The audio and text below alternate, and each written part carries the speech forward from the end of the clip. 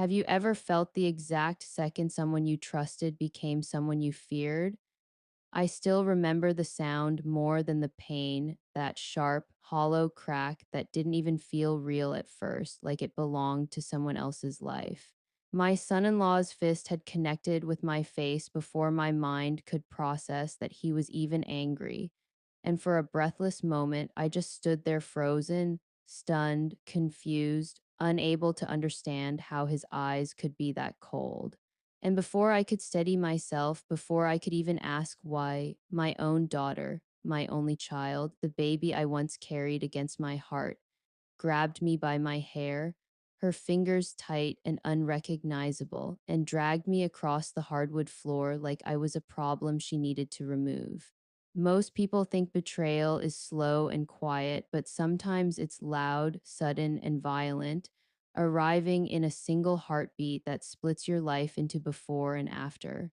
And yet, the strangest part, even as she pulled me across the floor, even as tears blurred my vision, one thought kept circling in my mind. How did we get here? Because no mother wakes up expecting her child to become a stranger. No woman expects the people she trusted most to turn into threats inside her own home. And no one ever imagines that the people they die for would one day put a price tag on their life, a price tag worth over $3 million. But the truth is that punch wasn't where the story began. It was just the moment the mask finally slipped. If you've ever been blindsided by someone you loved, you know how the mind tries to rewrite the moment as it happens. This can't be real. This must be a misunderstanding. They didn't mean it. And let me tell you something, the mind is brilliant at protecting the heart from shattering too fast. I clung to those mental lies for far too long. Yet as I sat there on the cold floor, blood warm on my lip, hair tangled in my daughter's fist, I realized something horrifying. Every small discomfort, every uneasy moment, every subtle shift I'd ignored had been leading to this. The warning signs weren't new, I had just been too hopeful to see them. When I moved in with them 3 months earlier, I told myself it was temporary, a sweet gesture from a daughter who claimed she missed having me close. She'd said all the right things, too. Mom, you shouldn't live alone. Mom, you deserve family around you. Mom, we want to take care of you. And like any mother desperate to believe her child still loved her, I let myself fall for the illusion. The guest room was freshly painted, the bed made with lavender sheets she said she picked just for me, and for a while I let myself absorb the warmth I'd been missing. But even in that first week, something felt off. The smiles felt too rehearsed, the questions a bit too pointed. My son in law began asking about my retirement account casually, as if it were normal to bring up such things over dinner.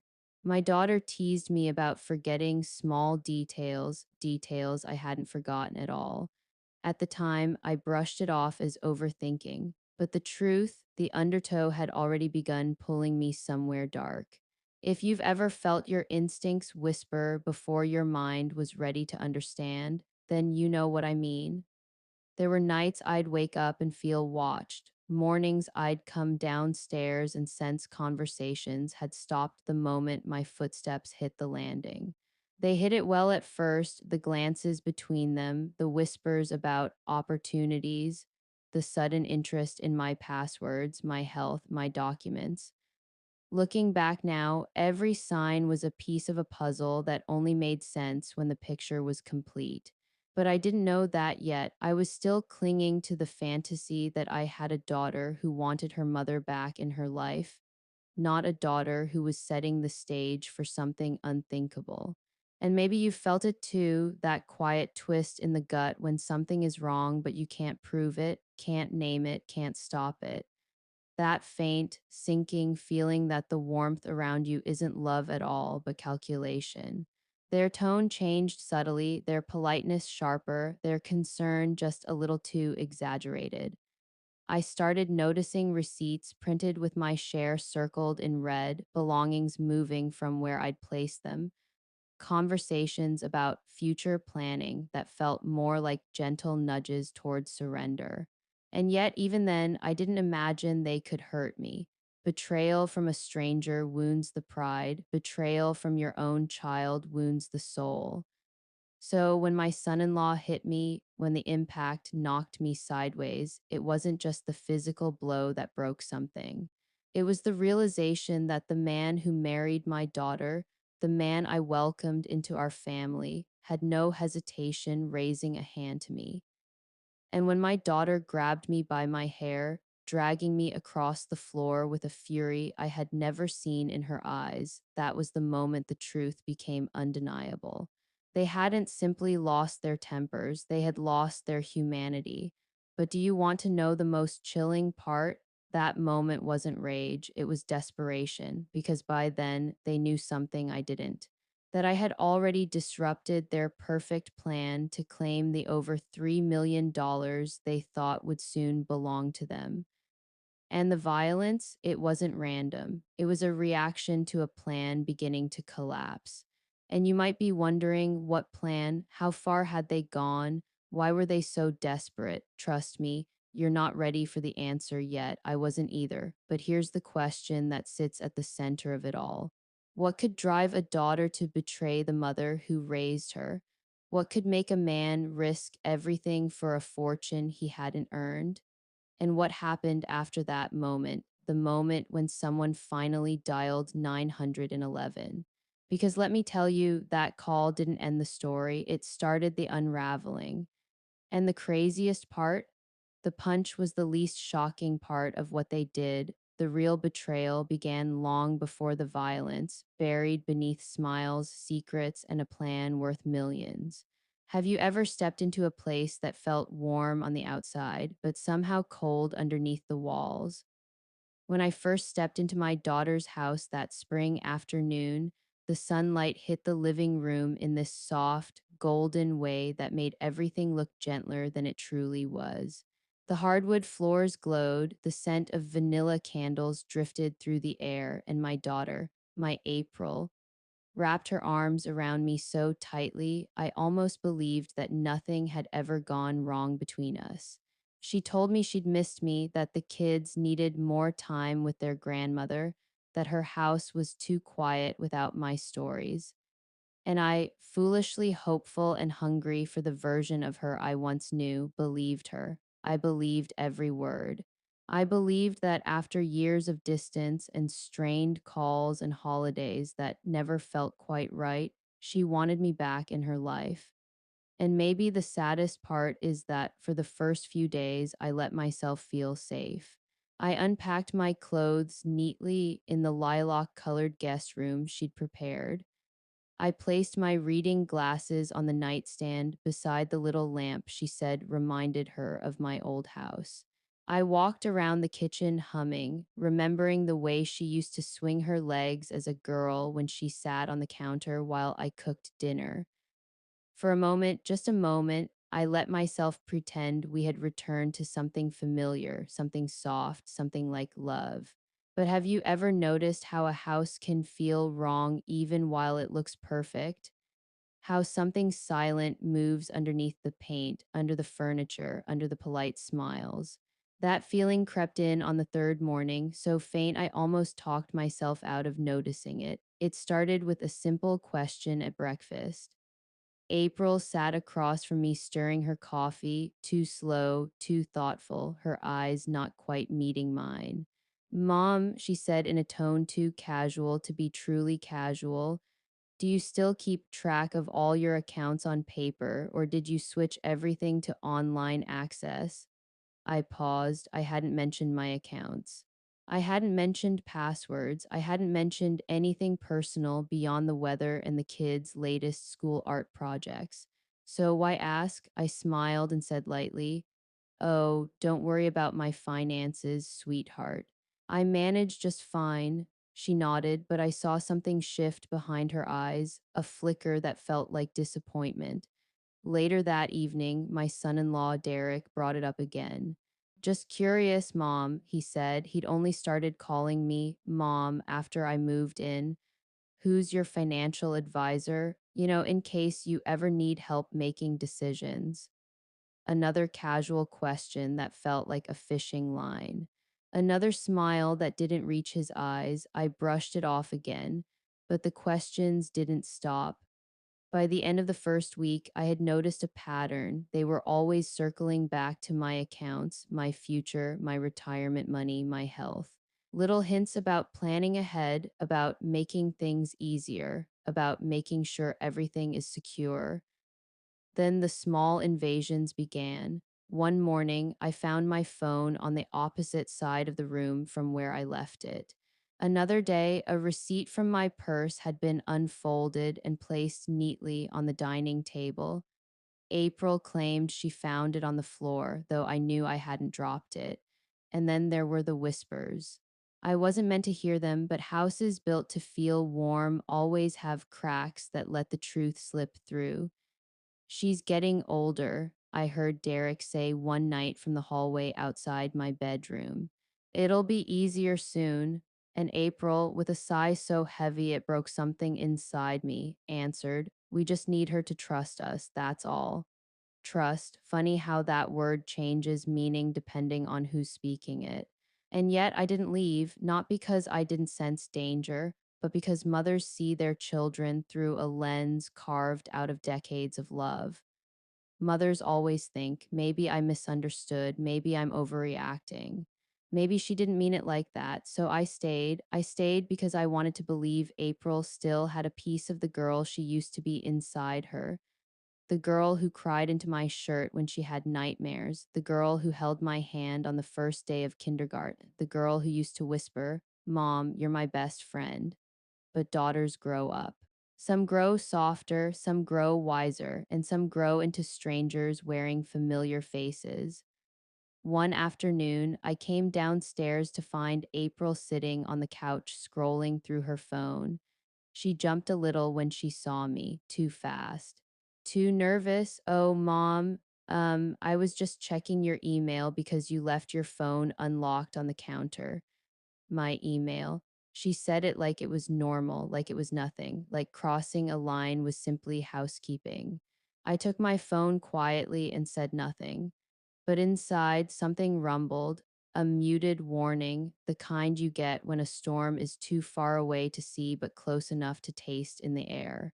But the moment everything changed, the moment I understood that whatever game they were playing wasn't harmless, came in the form of a simple, short sentence Derek said one night after dinner. He leaned against the kitchen counter, arms crossed, voice flat, and said, most families don't wait until it's too late to transfer assets. It just makes things messy when elders start to decline. Elders decline transfer. He said it casually, like commenting on the weather, like he hadn't just sliced the air between us clean in half. I remember staring at him with a kind of slow, dawning disbelief, not anger, not fear. Just the sinking understanding that I wasn't sitting across from a son in law anymore.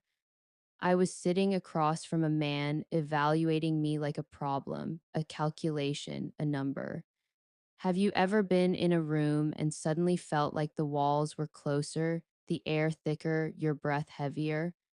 That's how it felt, like the house itself knew something I didn't yet, like the walls were leaning in, listening, waiting. And my daughter sitting next to him didn't flinch, didn't correct him, didn't defend me. She just nodded, slowly, quietly, as if she had been preparing for this conversation long before I arrived. I didn't sleep that night. I lay awake staring at the ceiling, my heartbeat echoing in my ears. Somewhere in the house, a floorboard creaked. Somewhere else, a door clicked softly. And for the first time, I realized I might not be living with family. I might be living with people who saw me as a stepping stone toward $3 million. And here's the part that still chills me. They didn't just want my money. They were building a new life where I no longer existed. And the next clue arrived the following morning, sitting on the kitchen counter, printed neatly, highlighted in yellow, waiting for me like a warning I wasn't meant to survive. What would you do if you found your entire financial life laid out on a table, printed by hands that weren't yours? The morning it happened, nothing felt unusual at first. The house was quiet, the kind of quiet that comes after a night where everyone pretends nothing is wrong. I walked downstairs expecting to make tea, still telling myself that maybe I had imagined the growing tension in the house. Maybe Derek's remarks about elders declining were just poorly chosen words. Maybe April was simply stressed. We tell ourselves these stories because the alternative, that someone we love is deliberately hurting us, is too painful to accept. But any illusion I was still clinging to shattered the moment I turned into the kitchen and saw the folder sitting on the table. A bright, crisp white binder, neatly closed, positioned exactly at my place at the breakfast counter. No one else's seat, just mine. And somehow that alone sent a chill down my spine. At first, I thought it was a recipe binder or some new family schedule April had put together. But as I stepped closer, the labels on the tabs came into focus. Labels that made my stomach clench so tightly I had to grip the counter to steady myself. There, in clear black ink, were the words retirement portfolio, brokerage holdings, account beneficiaries, estate summary, life insurance valuation. These weren't household documents, these were my documents. Documents I kept in a locked drawer in my old home. Documents I never emailed. Documents I never once printed in their house. As I opened the binder, my hands trembled, not from age, but from something far colder. Recognition, every page inside was a copy of something I had stored privately. My financial statements, my investment summaries, my trust allocations, even the outdated will I'd written years before my husband died. Page after page, tab after tab, everything was there, not downloaded, not approximated, photocopied, which meant someone had held the originals in their hands. Someone had gone through my belongings long before I realized it. Someone had been building a financial map of my life quietly, meticulously, and without hesitation. I heard footsteps behind me, and I closed the folder instinctively, pressing my palm on top of it like I was trying to hide something, even though I was the one whose privacy had been violated. April walked in wearing a calm, practiced smile, the kind a person wears when they've rehearsed a reaction in their head. "Oh, Mom, you found it," she said lightly, as if she'd left me a crossword puzzle or a tray of muffins. Derek and I thought it would help to organize everything, just in case of emergencies. She said it in a tone so smooth, so gentle, it almost masked the disturbingly calculated nature of what she'd done. I swallowed hard. "Where did you get these?" She tilted her head. "You always leave things lying around. I just wanted to help." A lie said with the confidence of someone who had convinced herself that she was being helpful, even while dismantling my autonomy piece by piece. And yet there was something else beneath her voice, an edge, a warning, a quiet assertion of control. Derek walked in moments later, pretending to yawn, his hands stuffed into the pockets of his sweatpants. He nodded toward the binder. "Mom, this will make everything smoother. We're just trying to prepare for the future." The future. I felt the word hit me like a physical weight, their future, their plan, their access to money that wasn't theirs. And that's when I noticed the small, yellow sticky note on the front tab, something I had missed in my initial panic. The note said, "Review before signing." Signing what? My heart hammered against my ribs as I flipped to the last tab. It wasn't labeled, it didn't need to be, because there, placed neatly inside a transparent sleeve, was a set of documents titled Temporary Transfer of Management Authority. Beneath that, a blank signature line, mine. And beneath that, two names waiting like predators ready to pounce. April's and Derek's. I stepped backward, adrenaline shooting through my body like lightning. "What is this?" I asked, my voice too calm for the terror beneath it. Derek stepped forward too close, too confident. "Just something to give us flexibility, for emergencies. We thought you'd appreciate us looking out for you." But there was no softness in his voice, no genuine concern, only pressure disguised as kindness. And have you ever experienced a moment when your instincts scream louder than the words being spoken to you? When the truth spills into your awareness so forcefully, you're surprised you didn't see it sooner.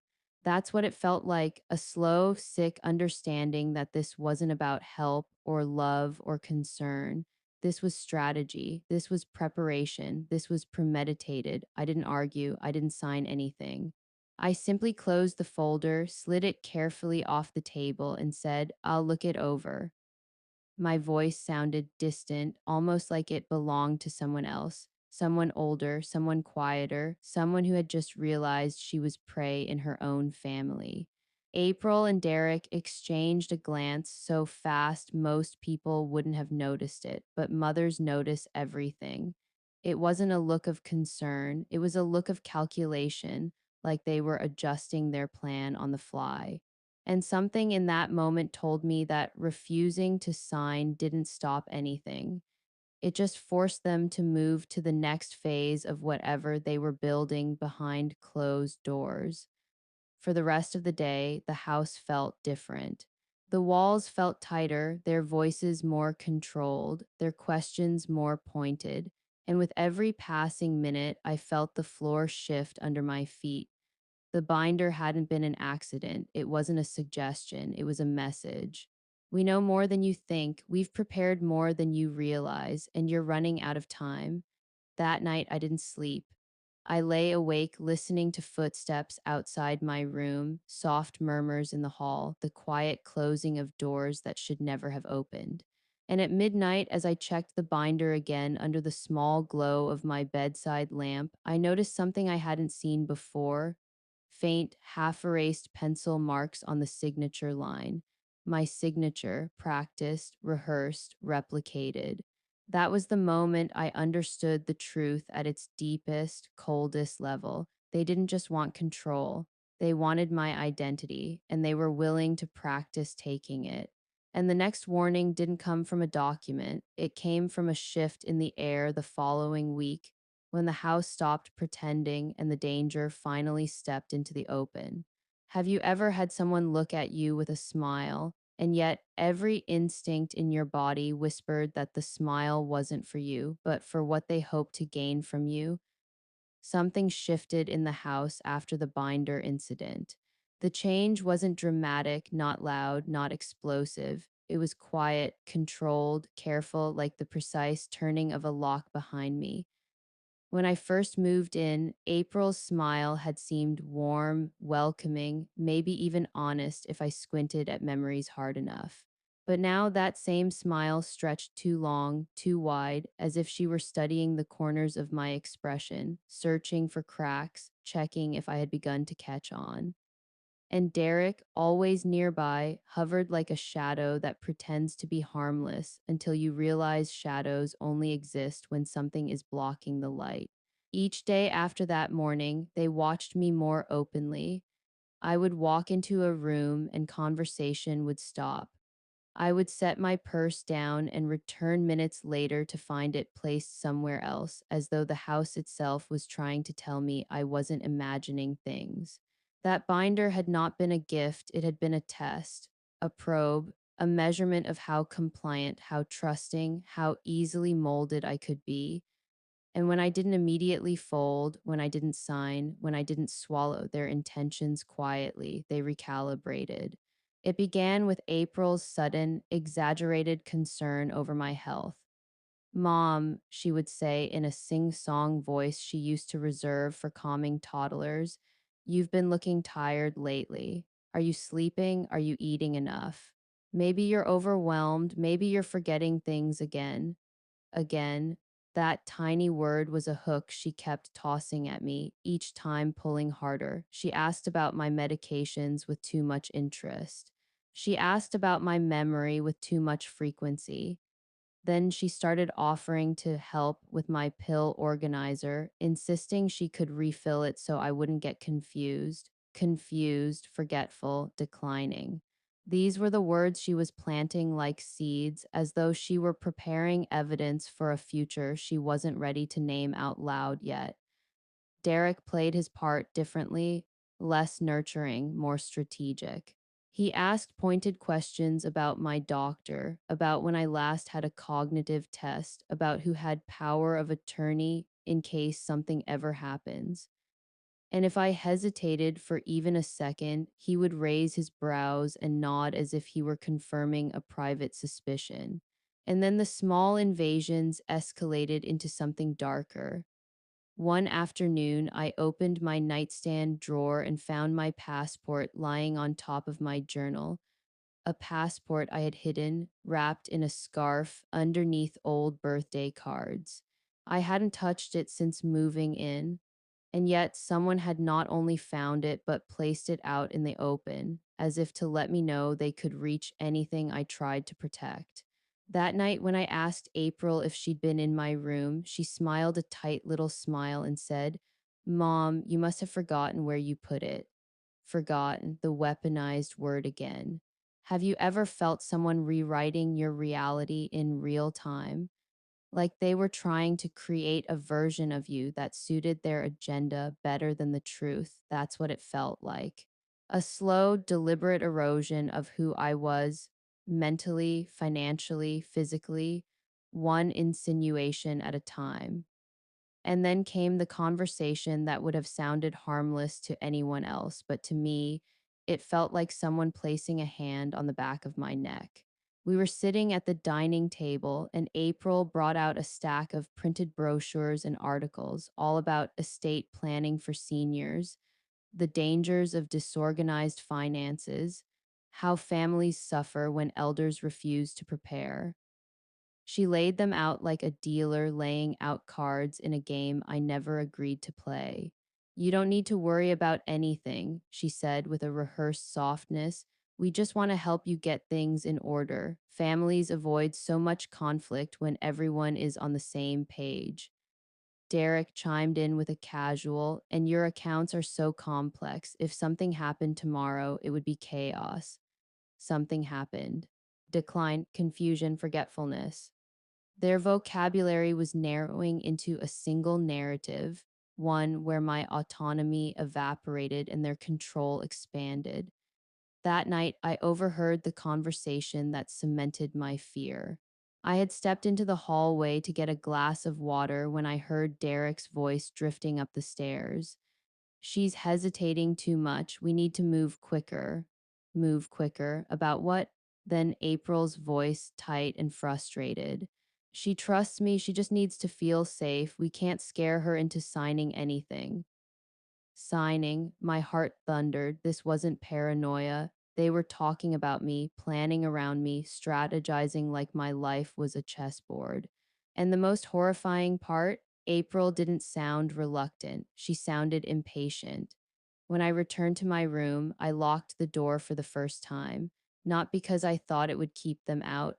Locks mean nothing to people who no longer respect boundaries, but because I needed the tiny illusion of protection, even if it was only psychological.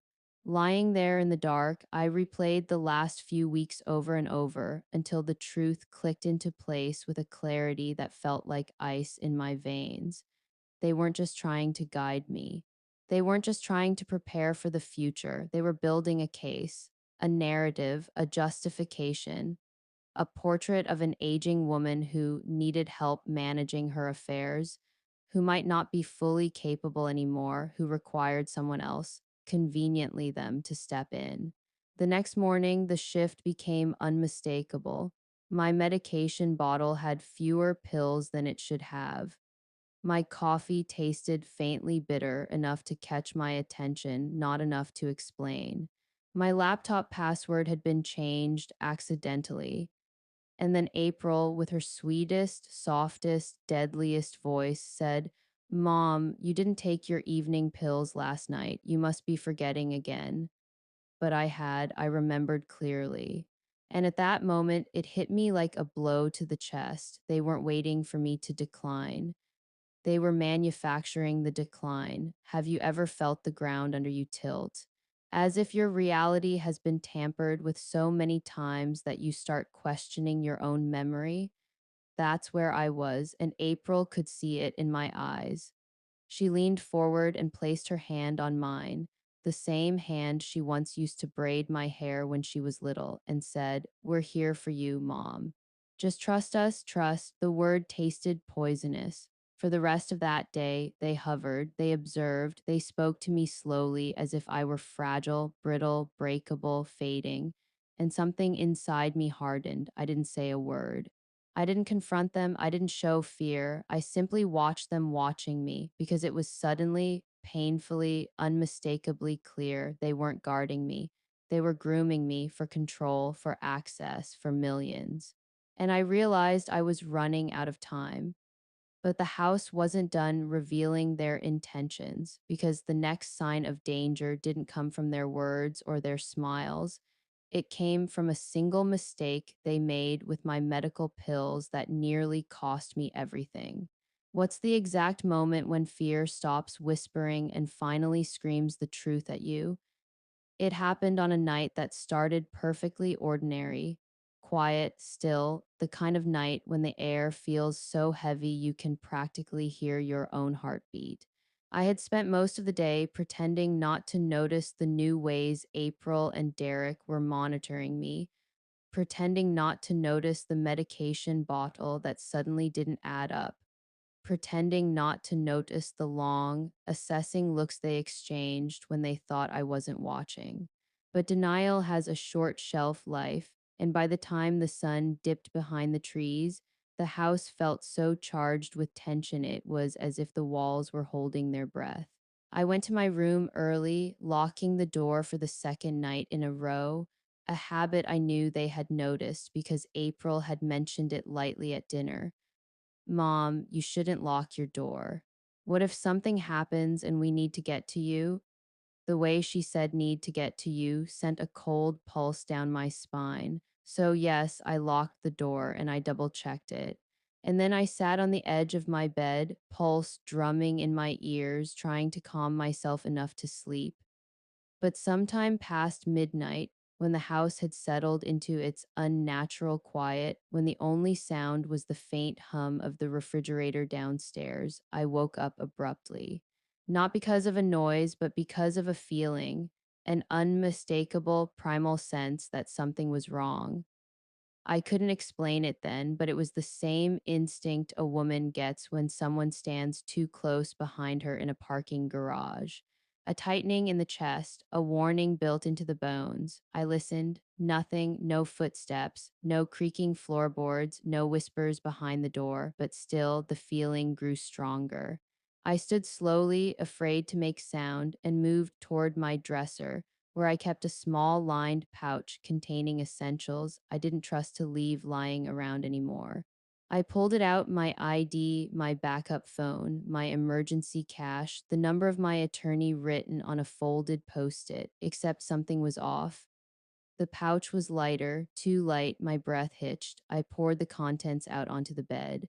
The ID was there, the cash was there, the post it was there, but the backup phone, the one I used to call my attorney a week earlier, the phone I'd hidden under a stack of sweaters, was gone. Heat flushed through my body, my pulse hammering against my ribs. Someone had been in my room. I checked the door, locked, still locked. Had they unlocked it from the outside? Was that possible? Could they have picked it? Had they been getting in for days without me knowing? I turned in a slow, panicked circle, scanning the room, noticing things I hadn't registered when I first woke up.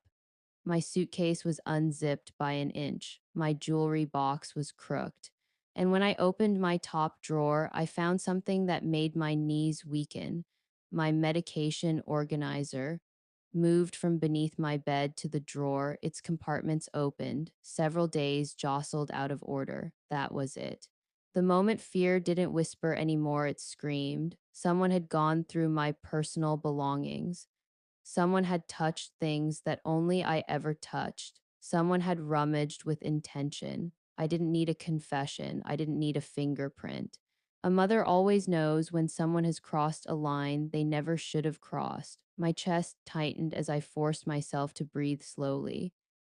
I grabbed the post it with my attorney's number, slipped it into my sleeve, and sat on the floor beside my bed, not crying, not shaking, just stunned into icy clarity.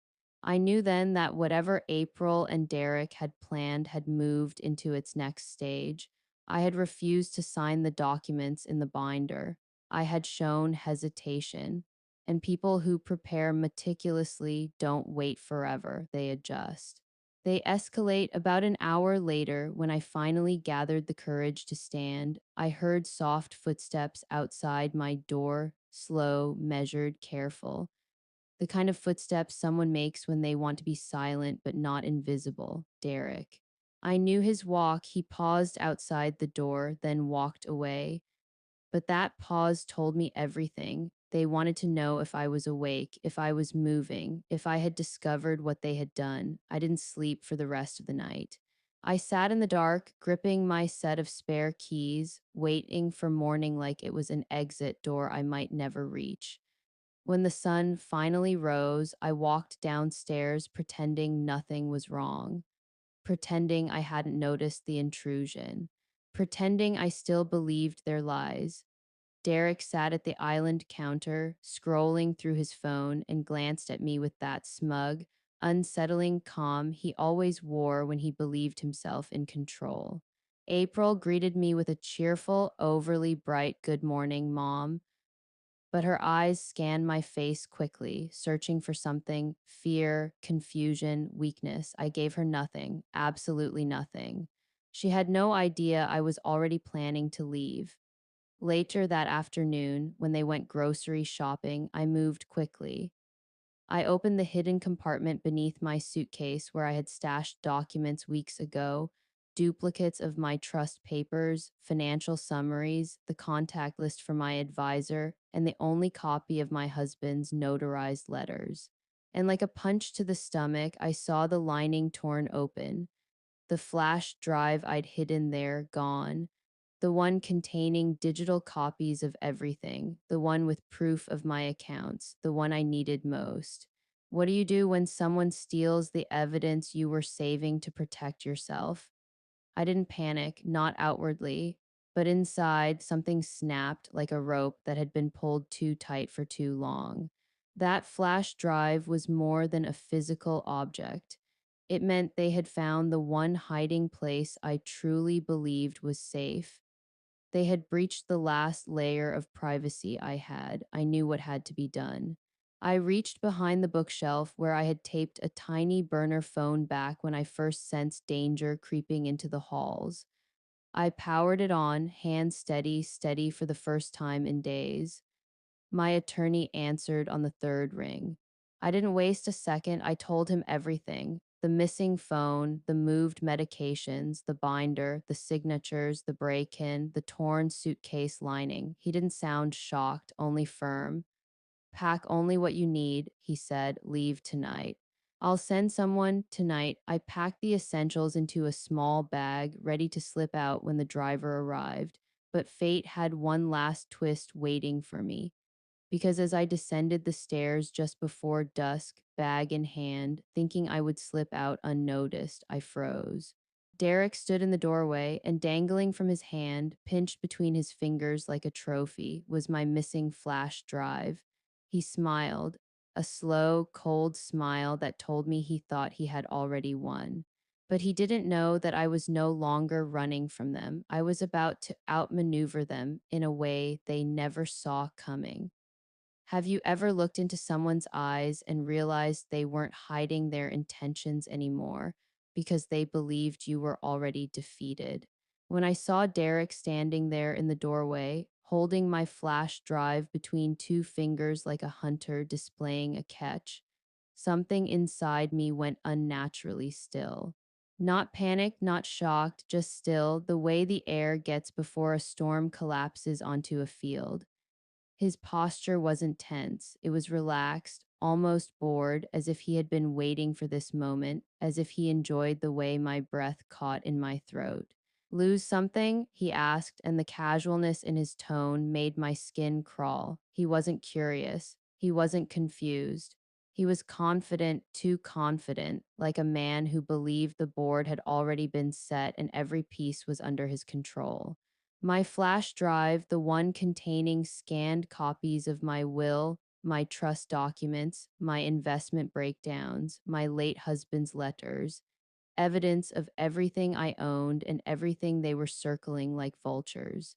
He twirled it once, letting it glint in the hallway light, then slipped it into his pocket with a smugness that told me he knew exactly what he was doing. I didn't ask how he got it. I didn't ask why he had it. Questions give power to the person being questioned. Instead, I kept my face blank, my voice steady as I said, "That doesn't belong to you." He smiled, slow, serpentine, deliberate. "Mom," he said in a tone dripping with mock sympathy, "you don't need to worry about any of this. April and I are handling things now. You should rest. This kind of stuff is too much for you, too much for me." There it was again, his favorite script, the narrative they'd been crafting for weeks, maybe months. I wasn't capable. I wasn't sharp. I wasn't stable. They weren't stealing from me. They were handling things. People who plan manipulation don't rely on violence alone. They rely on rewriting reality. And Derek was a master at sounding calm while dismantling someone's trust in themselves. I didn't respond, not because I didn't want to, but because I realized something in that moment. He was waiting for my reaction. He wanted shock, fear, pleading. He wanted confirmation that I knew what he held was valuable. He wanted to see me break, so I gave him nothing. Silence is a weapon when used correctly. Instead of engaging, I stepped around him as if his presence meant nothing to me at all. That made his smile falter, just a flicker, but enough to show he wasn't expecting defiance. And that flicker, that tiny glitch in his confidence, became the fuel I needed. April came into the hallway then, holding a folded towel like she'd just finished laundry, but her eyes went straight to the pocket where Derek had slipped the flash drive. She knew, of course she knew. Her expression flickered through guilt, fear, defensiveness, and something else, something colder. She said, "Mom, we need to talk about everything." But her voice was too clipped, too rehearsed, like she had practiced the conversation in her head and was impatient to begin. I glanced at her and it struck me how different she looked from the daughter I once knew. Not older, harder, like life had carved sharp edges into her that hadn't existed before, or maybe I just hadn't seen them. Maybe love blinds us to the dangers growing right in front of us. "Not tonight," I said simply. Her jaw tightened. Derek crossed his arms. "This is important," he insisted. "You're making things difficult. We're trying to help you, help me." If help meant invading my room, tampering with my medication, stealing my documents, rehearsing my signature, then I shudder to imagine what harm looked like. But instead of reacting, I kept walking toward the kitchen, keeping my breathing even, my steps controlled. Inside, my thoughts churned like a tornado. They had the flash drive. They had gone through my belongings. They had escalated from manipulation to interference to theft, which meant one thing: they were getting desperate. And desperation is dangerous. But they didn't know one thing, something that gave me an edge they could never anticipate. I had already called my attorney. In a few hours, a car would be waiting at the corner. I was leaving, not running, escaping strategically. They would not win, not now, not ever. I poured myself a glass of water, keeping my back to them, pretending I didn't feel the heat of their eyes burning into my shoulders.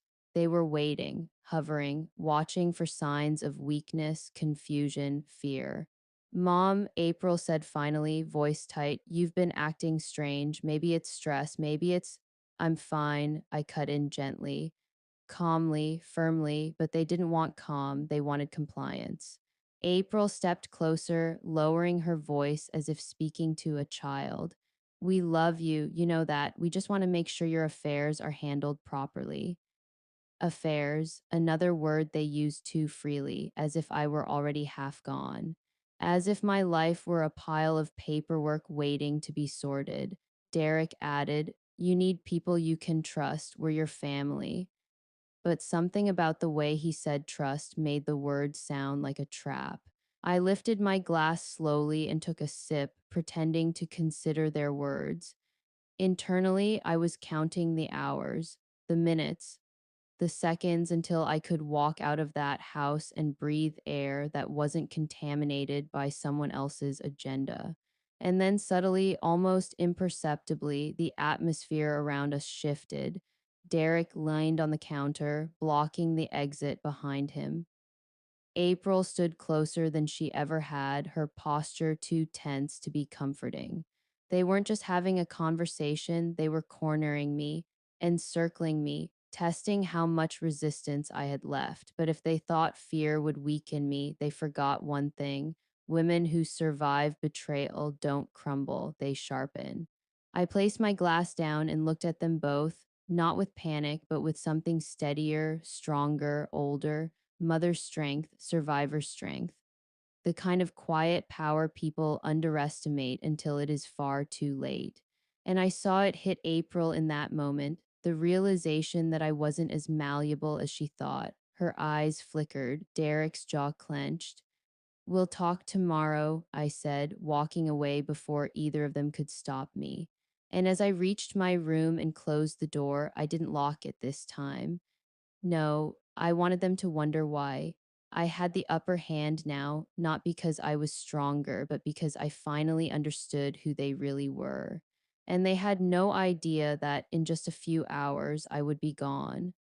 Gone before they could attempt whatever the next stage of their plan was. Gone before they could tighten the noose they thought I didn't see. What they didn't know was that while they believed they had cornered me, I had already stepped off the game board entirely. But leaving the house didn't free me from danger, because before I escaped, one final confrontation would expose just how far they were willing to go to claim the millions they believed were already theirs. Have you ever walked away from something dangerous only to realize the real threat wasn't behind you, but already woven into your past? The night I left that house, the air outside tasted different, sharper, colder, like the world itself understood I was escaping something poisonous. I slipped out the back door after midnight, my small bag pressed tight against my chest, the burner phone hidden in my coat pocket, buzzing in my palm with one final text from my attorney. Car waiting 2 blocks down. Do not hesitate. I didn't look back, not even once, because I knew that if I saw a light flick on, or heard April's voice, or caught Derek's silhouette in the window, something inside me might falter. And in situations like this, hesitation is deadly. Every step toward the waiting sedan felt like stepping through layers of fog, each one peeling back a part of me I hadn't realized had been smothered. By the time I reached the car and the driver opened the door with a quiet nod, I felt the faintest flicker of relief, like the smallest ember of safety returning to my chest. But the truth, relief is fragile, it doesn't settle. It trembles, it waits. The car took me not to a hotel, not to a friend's house, but to a small, empty property my attorney had arranged, something temporary, unlisted, private, a safe house. A place where I could breathe without someone listening through the walls. I walked inside, and for the first time in weeks, I didn't feel watched. I didn't feel studied. I didn't feel managed. Instead, I felt the weight of everything all at once: the betrayal, the fear, the stolen documents, the flash drive Derek had flaunted, the shadows creeping around me like hands waiting to close. And as I sat at the small kitchen table with a single overhead light humming above me, my attorney spread out an envelope stuffed with printed logs, dates, account notifications, and suspicious access attempts. But what chilled me wasn't the fact that they had tried to access my accounts, it was how long they had been trying. It didn't start when I moved in. It didn't start when the questions began. It didn't start with the binder on the table. No, it started months earlier. It began the week after your birthday, my attorney said, tapping a page with the tip of his pen. Someone attempted to log into your main portfolio. I frowned. I had been living alone then. The only people who knew my password were, my heart sank. April. The next log showed another attempt 2 weeks later, then another, and another. Each one closer to the day she invited me into her home with sweet words and promises of family closeness. I felt my chest tighten as the truth dropped heavy inside me. They didn't start grooming me after I moved in. They invited me in because their earlier attempts failed. It was never about love, it was never about reconnecting. It was strategy. My head spun as I traced the timeline with my fingertip. Access attempts, password resets, failed two factor verifications, all originating from an IP address tied to Derek's work office. Not his home office, his company, which meant he had risked his job to get into my accounts. That kind of desperation only exists when someone believes the reward is worth everything. And then my attorney pulled out the photocopies, documents Derek and April had faxed to a financial institution under the guise of verifying future management options. They had signed the request as next of kin, but the worst part wasn't the signature. It wasn't the content, it was the date. The fax was sent 1 week before I moved in. My throat tightened as I whispered. They planned everything before I even packed a suitcase. My attorney nodded grimly. Yes. They didn't wait for an opportunity, they created one. Have you ever experienced a moment when your memories rearrange themselves, when past conversations take on new meaning, when once innocent gestures suddenly expose their sharpness? That's what happened to me right then. The sweet invitation, the guest room, the lavender sheets, the carefully chosen meals, the slow, gentle questions about my health. It was all choreography, a script, a timeline. And beneath their staged kindness, the pattern was unmistakable. 1. Establish proximity. 2. Create dependency. 3. Isolate. 4. Undermine confidence. 5. Collect information. 6. Attempt signature acquisition. 7. Declare incapacity. 8. Seize control. This wasn't just manipulation, it was a blueprint. I felt the edges of my reality collapse inward. I wasn't imagining the bitterness in my coffee. I wasn't imagining the missing pills. I wasn't imagining the whispering. I wasn't imagining the ransacked drawer. And perhaps worst of all, I wasn't imagining the moment I began doubting my own instincts because that was part of their design.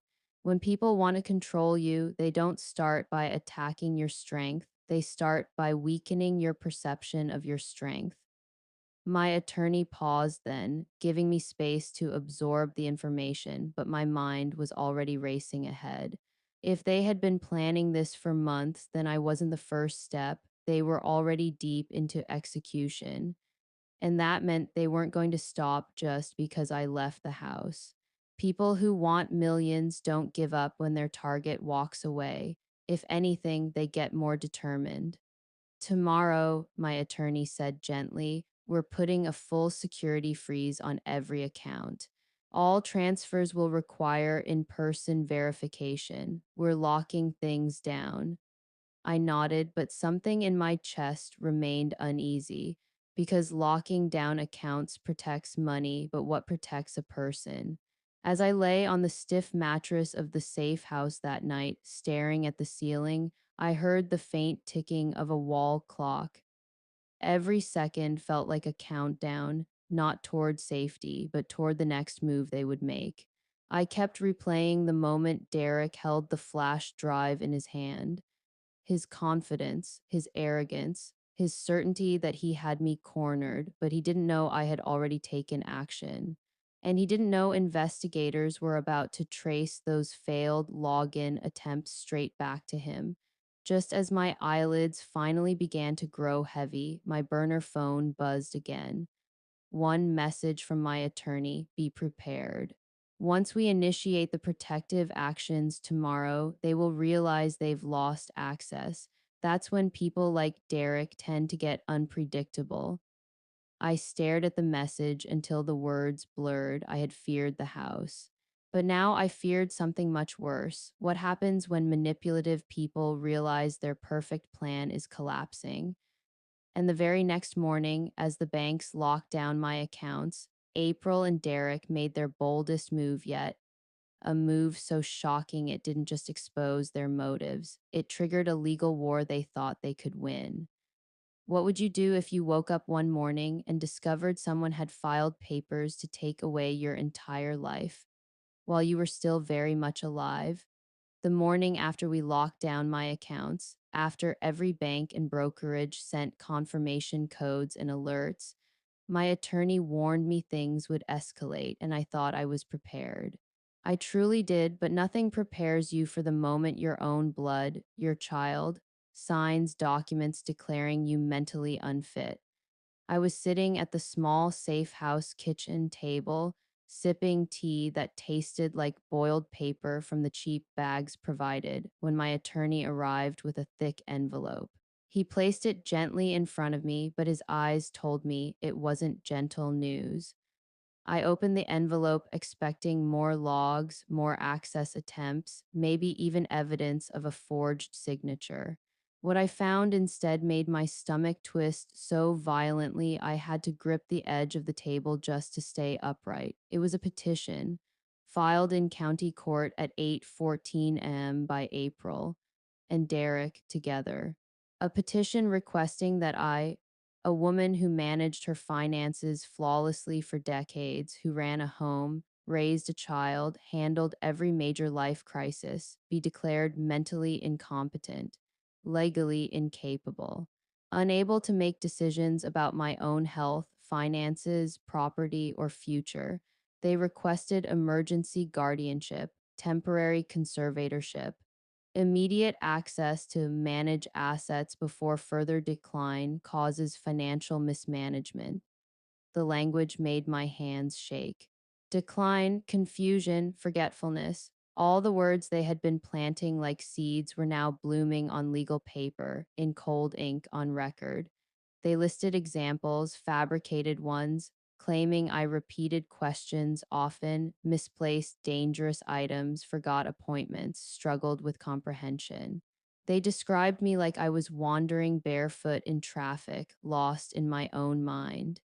And the worst part wasn't even the lies, it was the signature, April's handwriting. My daughter's name, looping neatly at the bottom of a document that essentially said, remove my mother's rights. It felt like being stabbed slowly, repeatedly, with a knife I had sharpened myself. I felt heat climb up my neck, not just from anger, but from a grief so large it hollowed out my chest.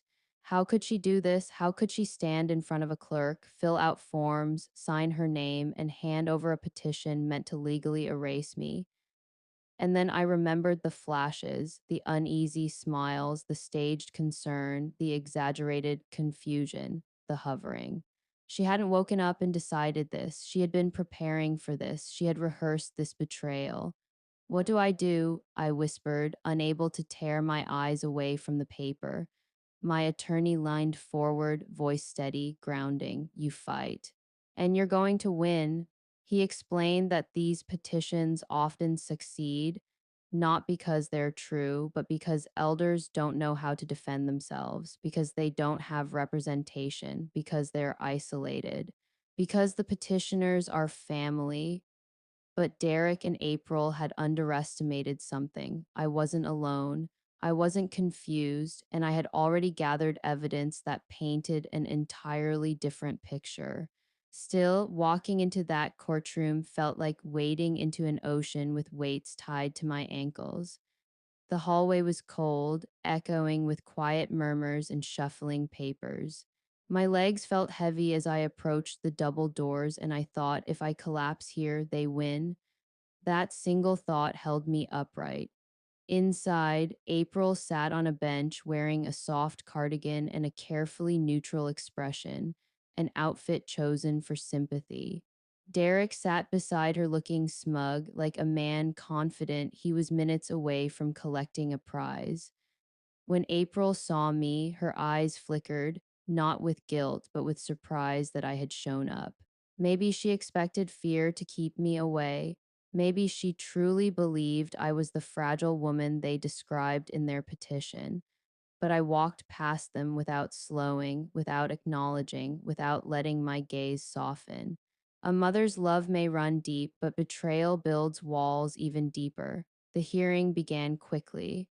The judge, a stern woman with sharp glasses, looked at the petition, then at me, then back at the documents. Mrs. Fleming, she began, your daughter and son in law have filed for temporary guardianship due to alleged cognitive decline. Do you have legal representation? My attorney stood. Yes, she does. Derek shot us a look of annoyance. April's face tightened, and then came the moment I will never forget.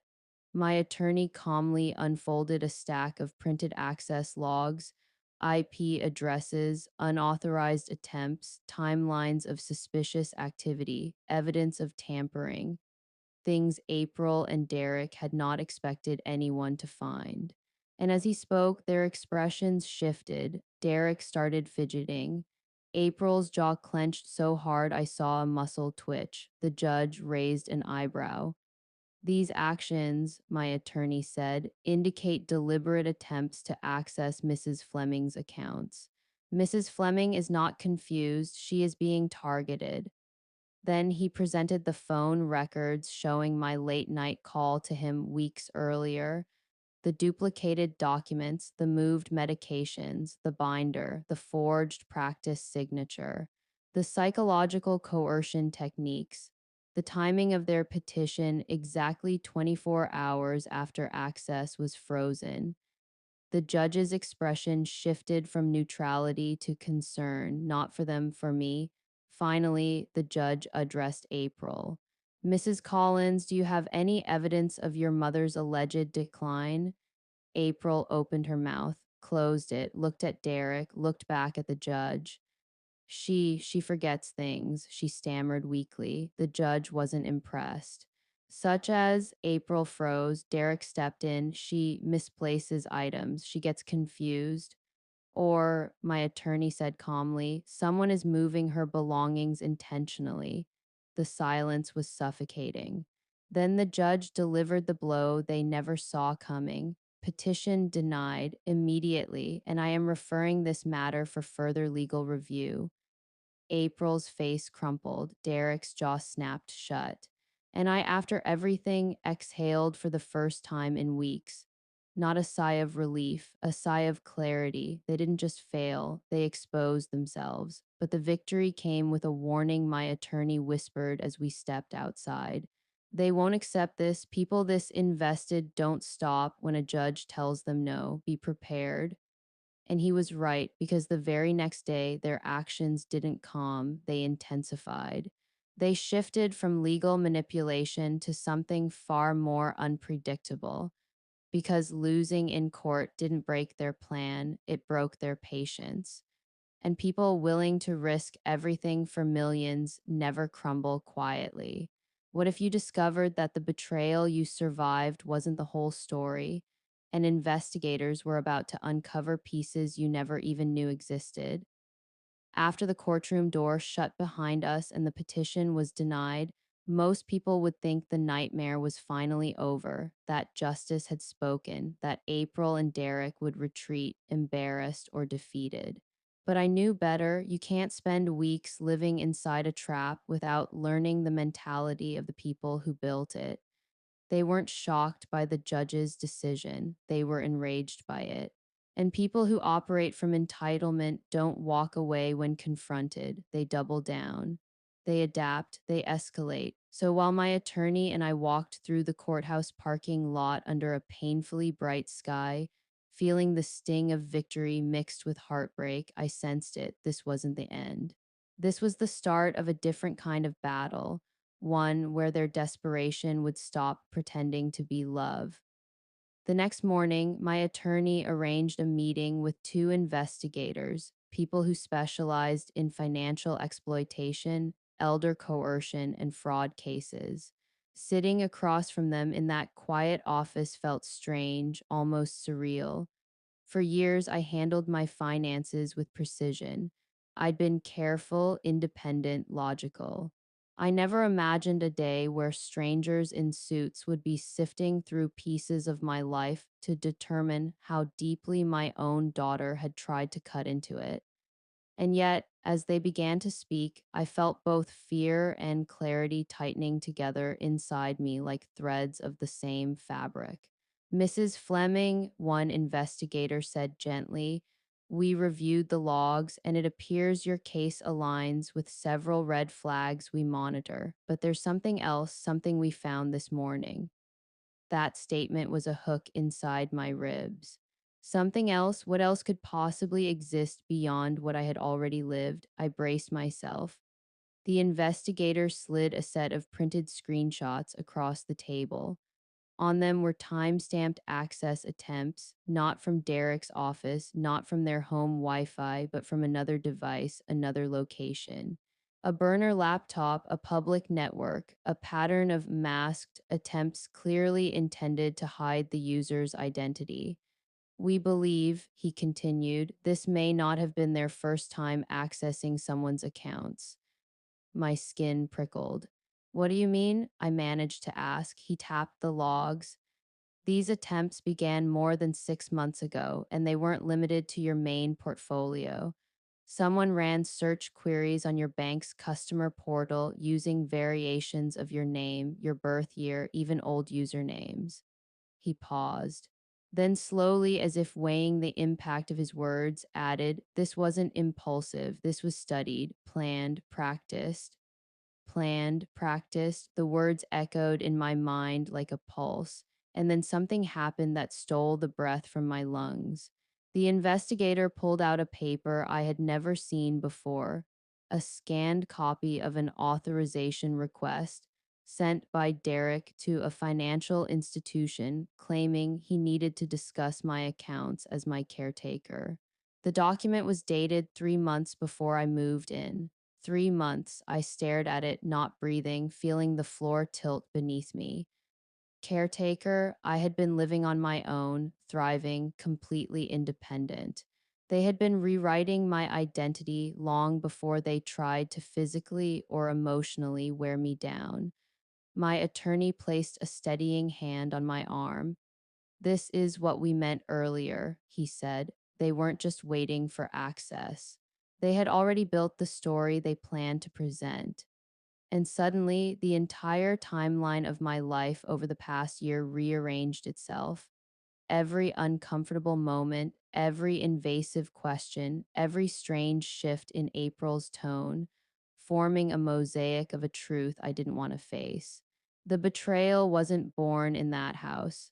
It was conceived long before I stepped across their threshold, nurtured in secrecy, and executed with precision.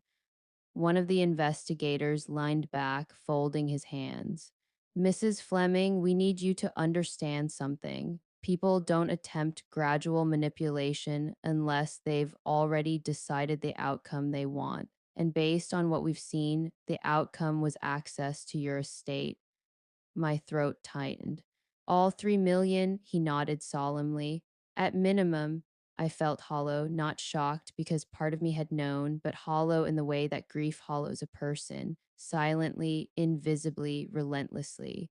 But even inside that hollowness, something stronger flickered, resolve. Because if they believed they could dismantle me quietly, they were about to learn that silence is not surrender. The investigators continued explaining protocols, protective filings, the next steps in building a case, but my mind drifted to something else entirely: my daughter. The child I raised with softness, with sacrifice, with everything I had. What had twisted inside her to let her sit beside Derek through months of planning? When had greed replaced loyalty? When had entitlement overshadowed love? Did she hate me, blame me, Or did she simply want the money enough to ignore the humanness of the person standing in her way? And then, just when I thought the meeting was over, the younger investigator cleared his throat. There's something else you should know. Financial exploitation cases are often part of a pattern. Sometimes emotional manipulation, sometimes coercion. Sometimes other victims, my heart dropped. He slid another document forward. Another inquiry Derek had attempted a year earlier into an account belonging to his late aunt. Not successful, but similar, too similar. The room seemed to close in around me. My hands felt numb, my spine rigid. Derek wasn't just opportunistic, he was practiced, experienced, and April, had she known, had she helped him then too? Or was I the first person he managed to turn her against? As we left the meeting, the sun hit my face like a spotlight I didn't want. Everything felt exposed. Raw, true, but surprisingly, I didn't cry, not that day. Instead, a strange calm settled over me, the kind that comes after a storm breaks open the sky and you finally see the damage clearly, because clarity is power. And for weeks, I had been drowning in confusion. Now the truth was in front of me, undeniable, documented, traceable, but clarity doesn't guarantee safety. If anything, it makes the danger sharper. That night, in the safe house, I sat by the window and watched the empty street, half expecting April or Derek to appear out of the darkness. I replayed the investigator's words again and again until they formed a rhythm in my mind. This wasn't impulsive, this was studied, planned, practiced. And then the question I had been avoiding finally surfaced. If they were this calculating, what were they planning next? I didn't have to wait long for the answer. Because the very next morning, as I poured myself a shaky cup of coffee, my phone buzzed with a message from an unknown number. A message that made my blood run cold. Mom, can we talk? I'm so sorry. Please don't shut me out. April, but apologies don't always mean regret. Sometimes they mean desperation. And sometimes they hide a truth more explosive than the betrayal itself. What would you do if the person who betrayed you suddenly reached for your hand, using the same voice they had as a child? Would you trust the apology or the silence behind it? When April's message lit up my phone that morning, Mom, can we talk? I'm so sorry. Please don't shut me out. I stared at it for so long the letters began to blur. It wasn't the apology that shook me, it was the word, Mom, the softness of it, the familiarity, the way it tugged at some old thread inside me, one that still remembered the weight of her tiny hand gripping my finger, the way she used to cry into my lap after nightmares. It had been weeks since she used my name without coldness underneath. Weeks since her voice carried anything but calculation, and yet here it was, a message crafted to sound raw, desperate, honest, but desperation can wear a mask. Manipulation can cry, guilt can perform. I had learned that the hard way. I didn't reply, not immediately. I read the message again and again, my thumb hovering over the keyboard, my heart and mind at war. Part of me wanted to believe she meant it, that somewhere beneath the greed, beneath Derek's influence, beneath her own ambition, a part of her still loved me. But another part of me, the stronger, wiser part, knew apologies from people who plan betrayal don't come out of sudden remorse. They come out of strategy. And given the timing, just one day after a judge dismissed their petition and investigators began building a case, the apology felt less like a confession and more like a counterattack. My attorney advised caution. Respond only if you're willing to record the interaction, he said gently, and do not meet without witnesses. But life has a violent sense of timing, and just as we were discussing next steps, my burner phone buzzed again, this time not with a message, but a call. A call from a hospital. Is this Mrs. Fleming? A nurse asked. My heart instantly elevated. Yes. We have your daughter here. She was admitted with chest pains and requested you. chest pains requested me. The world seemed to shift sideways, everything inside me tangled: fear, anger, memory, resentment, instinct, love. I hated that love was still there, but it was. Mothers don't unlove, they just learn to be careful with the loving. And even though she had tried to take my autonomy, my future, my life savings, the thought of April lying in a hospital bed made my breath catch painfully in my throat. My attorney drove me there himself, insisting, "You're not going alone." And as the hospital doors slid open, that familiar sterile smell hitting me all at once, my pulse hammered in my ears. I wasn't walking in as a vulnerable woman anymore.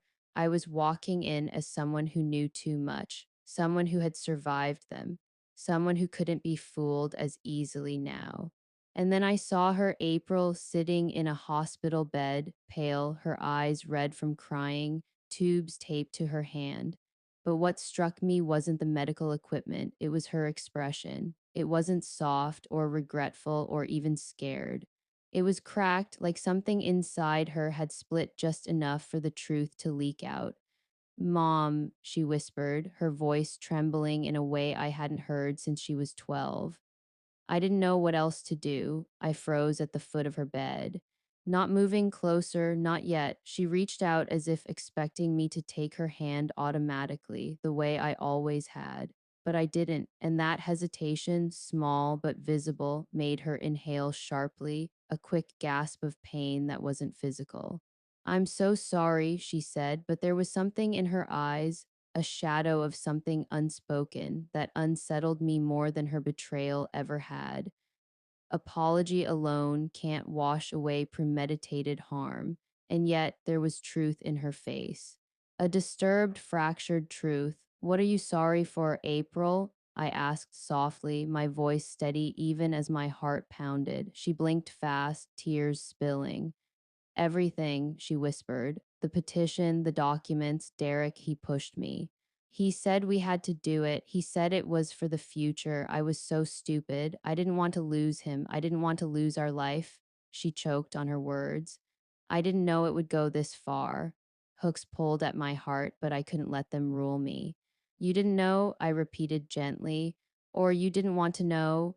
Her face crumpled, and for the first time, the facade cracked in a way that wasn't calculated. She wasn't performing, she was unraveling. "He said you wouldn't notice. He said you were getting older. He said, Mom, he said you'd sign eventually, that it didn't matter when." I felt cold all over, like someone had poured ice water through my veins. Sign eventually, didn't matter when. Age as a weapon, my child had been repeating his lies until they became her logic. "I'm so scared," she cried, collapsing inward. "I didn't know how to stop him." My attorney stepped forward slightly, signaling caution. But I raised a hand. It was my choice now, not theirs. "April," I whispered, "what aren't you telling me?" Her eyes darted to the door, then back to me, then down at her sheets. She tugged at the fabric anxiously, fingers shaking. And then, in a voice so low I almost missed it, she said the words that froze the air around us. "I told someone I sent something months ago." I leaned closer, feeling my heartbeat shift into a faster, harder rhythm. "What did you send?" She swallowed. "Evidence about Derek to—" She stopped, shaking her head violently. "I can't say, not here." My attorney's expression sharpened with instant understanding. She had already turned on him, quietly. Secretly, before I even ran from the house. Suddenly, everything made sense: the tension between them, the fear behind her eyes, the bitterness in Derek's smile. She hadn't just been manipulated, she had become trapped. And in her desperation, she had tried to save herself the only way she could: by betraying him before he betrayed her. But secrets like that come with consequences, dangerous ones. As a nurse arrived to check April's vitals, she squeezed my hand, finally touching me, and whispered one final thing that made my entire body go cold. "Mom, he knows." And the moment she said those words, I realized the investigation wasn't the biggest threat anymore. Derek was. And a man who feels cornered is a man who becomes unpredictable. Have you ever learned a truth so sharp it didn't just cut the past, it rewrote the entire story you thought you understood? When April whispered those two words, he knows, everything in my body reacted at once. My pulse climbed high into my throat, my hands chilled, and a strange buzzing filled my ears like the world had suddenly narrowed to a pinpoint. Derek knows those words meant more than fear. They meant danger. They meant acceleration. They meant whatever thin barrier had been holding him back was gone now, shredded by betrayal, panic, and the collapsing tower of a plan he had spent months constructing. And the way April said it, with her fingers trembling, her eyes darting to the door as if Derek might burst through it at any second, made one thing painfully, unmistakably clear. She wasn't exaggerating. She wasn't being dramatic. She was terrified, but fear wasn't the only thing in her expression. Something else flickered there too: shame, guilt, regret, the heavy weight of choices she couldn't undo. I sat on the edge of her hospital bed, my attorney hovering a few feet behind me, watching everything unfold with that alert, protective attentiveness lawyers develop when danger shifts from hypothetical to immediate. April tugged at her hospital blanket with shaky fingers, swallowing hard. Mom, she whispered, her voice cracking, I didn't mean for any of this to happen. I didn't know how far things would go. I didn't know he was, she cut herself off, glancing toward the hallway again. I thought if I stayed quiet, if I just went along with it, it would be easier. Easier. It was such a small word for something so devastating. Easier to betray your mother than confront a man who controlled your home. Easier to sign documents than challenge the person sleeping beside you. Easier to pretend ignorance than face the truth. But what she said next shattered every assumption I had about her involvement. I didn't just apologize to you, April whispered, lowering her voice until it was barely audible. I sent something months ago. Before everything got bad, before you moved in, I sent information to someone who could look into him. I blinked, unable to process it all at once. You reported him, she nodded slowly, anonymously. I thought if I gave them enough, maybe they'd stop him before he dragged me deeper, before he dragged you in. She shut her eyes tightly, tears sliding out. I didn't know he would turn everything on you instead. Shock unfurled inside me like smoke.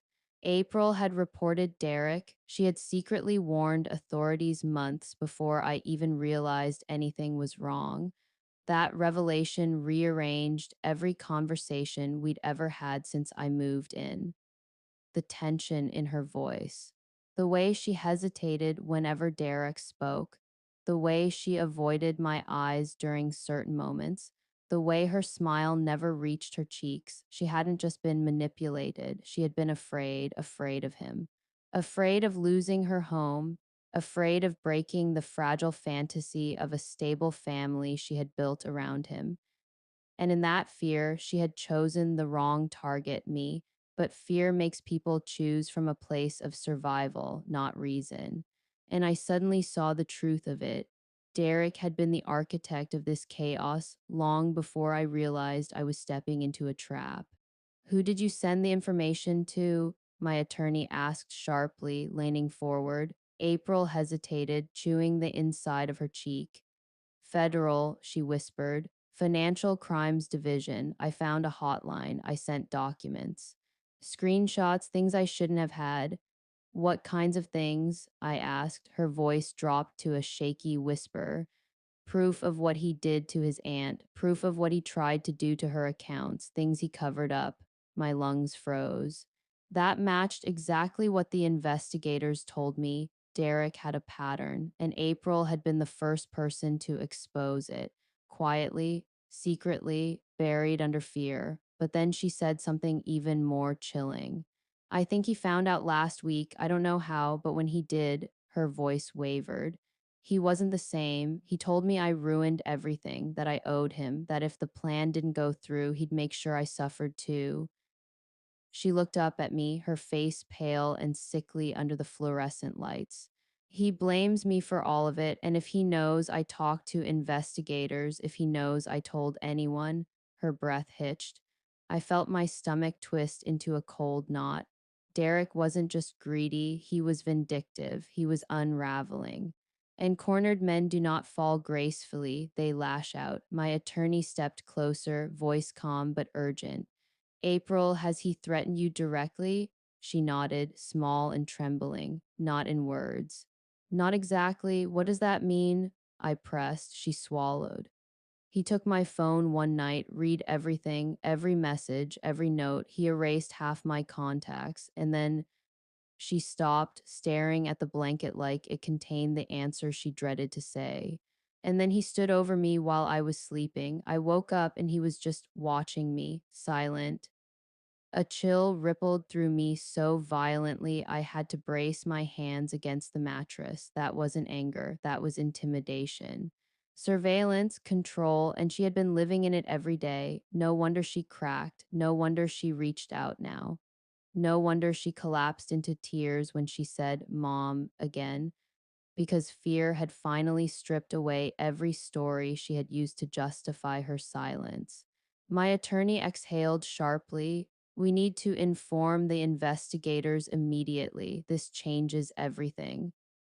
April looked up, a sudden flicker of panic in her eyes. Mom, I'm scared he's going to find me here. He'll know where I am. He always knows. I reached for her hand, finally, after all of it, and held it tightly.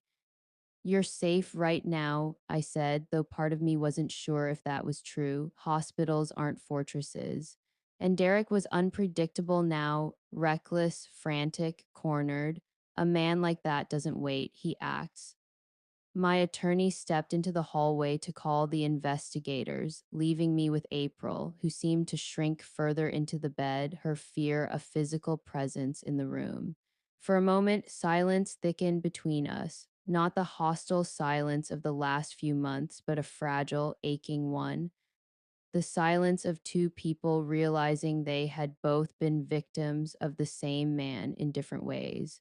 Mom, she whispered suddenly, there's something else you don't know. My heart stalled. Another secret, another betrayal, another truth. What is it? She hesitated, eyes glossy with dread. He didn't just want your money, he wanted proof. Something you don't know about, something he hid. My breath caught, my pulse quickened. What proof? I asked. She opened her mouth to answer, but before a single word came out, the door to the hospital room swung open so forcefully it hit the wall with a loud crack. A nurse stood there wide eyed. Mrs. Fleming, she said urgently, we need to move you both now. Why? I asked, heart pounding. Security flagged someone trying to get upstairs. Someone matching the description law enforcement sent us earlier. April's face drained of all color. Mom, she whispered, voice trembling violently, he's here. And in that instant, I realized the danger wasn't theoretical anymore. Derek had come for us, and the truth he was trying to bury was far more explosive than I ever imagined. What if you finally learned the truth?